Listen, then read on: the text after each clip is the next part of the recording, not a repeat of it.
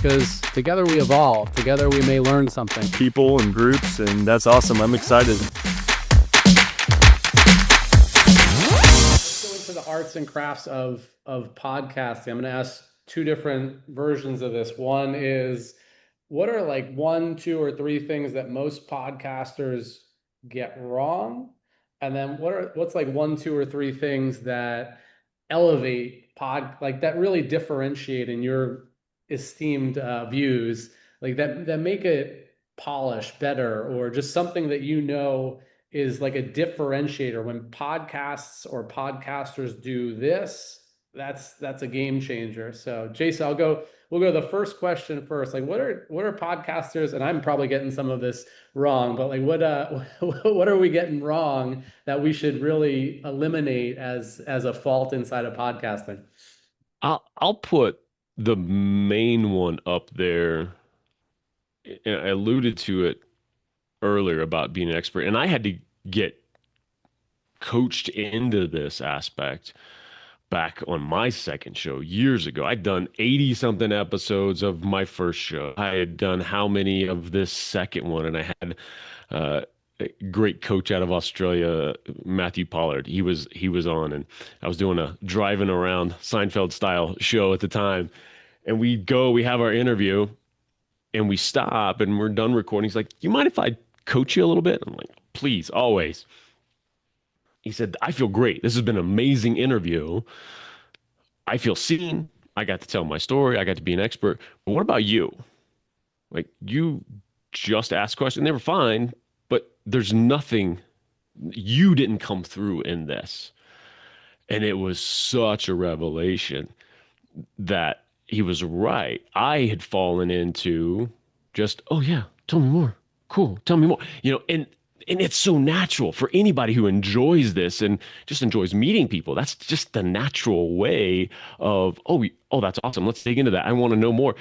And it's so important to, and it's hard sometimes, but it's so important to dig in and establish yourself as that expert as well. And, just enough so that it's not just, well, I think that actually, you don't have to dig in with all of that all the time, but you can really structure that conversation. And that's why I say that format of having it around a core topic just allows for that dynamic in a nice, natural way.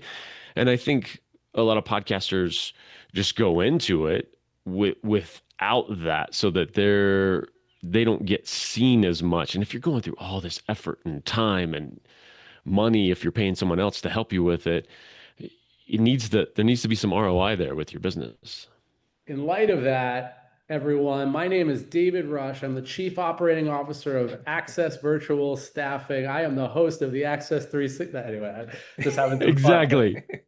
But it's a great point. It's like, how do you bring to life the other person, but also establish your authority, value, and expertise in the space? And there's subtle ways that you bring it into the follow-up to a comment, or how you're introducing something. Oh, so at Access, we do this. How do you guys do that? And now you're learning how to massage your authority in a natural cadence of the conversation. But even, yeah, and real quick, but I think you've done it well also in I'm sure wasn't necessarily calculated intent of it, but even in bringing up that person you were talking to, potential client or client with the candy company, and bringing that scenario, that's a great, nice, easy way to just plant that seed. Hey, this is who we talk to. This is our client base. This is how we help our client base by having these conversations. So that's come through in that way too, in a really natural, easy way. I was like Neo in the Matrix. Crash, what do Exactly. you say? What's something like podcasters get wrong, or that they should, you see as a pet peeve maybe? Yeah, I mean, I think naturally, anytime you want to go into anything, whether we're talking about podcasting or, hey, I just took my son to he did his first karate class, and it's like sometimes you see, and he's watching Karate Kid. He's like, "Hey, I want to do this. I'm going to do a spar the first day." I'm like, "Okay, I don't know if you're going to do that on the first day, but we'll see what happens. We'll see how those things hit." But I think on the same line, you listen to podcasts, you're like, I want to do that. I want to be as polished. I want to do all those things. And you don't sometimes see that journey. So the thing that I think that most people get wrong, I believe, is that they don't realize that podcasting is very similar to life and business, where it is a journey.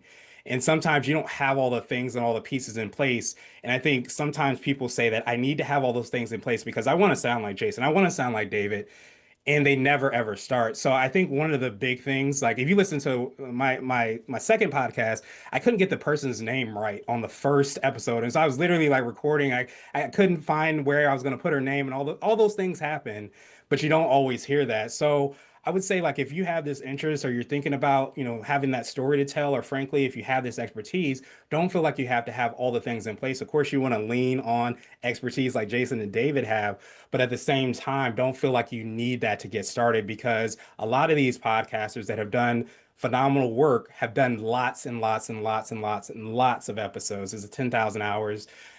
When you realize that in order to put in 10,000 hours, you have to put in that first hour, it starts to kind of like make sure that you can take those first steps to kind of get to where you want to go.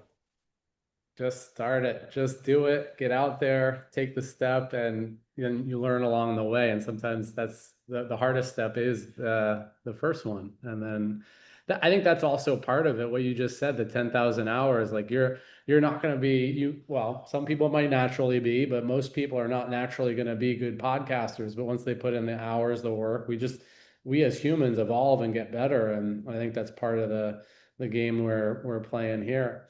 All right, Well, and game I'll changers. Yeah, go ahead. real quick too, and maybe it leads into that what to do, right? But to jump right off of what Gretch was talking about, the addition to that, when I always try to hammer home to folks, because it's the reps. Like there's just no way around it than the reps. Like, it, it is just conversation after conversation and do it again and do it again and do it again. Plus, what nobody ever wants to do that will skyrocket your progress is listen to it back, watch it back. Bonus points if you're editing your own stuff, because I'm sure you can attest as well. Like that's when you really get into, I can't believe I say that I got to cut that out and I got to cut that out. And you're editing out other people and you're like, oh, I'm gonna never say that again. But that is the juice, and it's nothing any of us want to do, especially in the beginning. Like, oh, I don't want to listen to my voice. Oh, I can't believe I said that. The amount of times that I would listen back to that first show, especially that I did, and just I'd be yelling at myself through the radio. You know, I'm listening back. I'm like, what are you doing? Finish a sentence, man. Come on.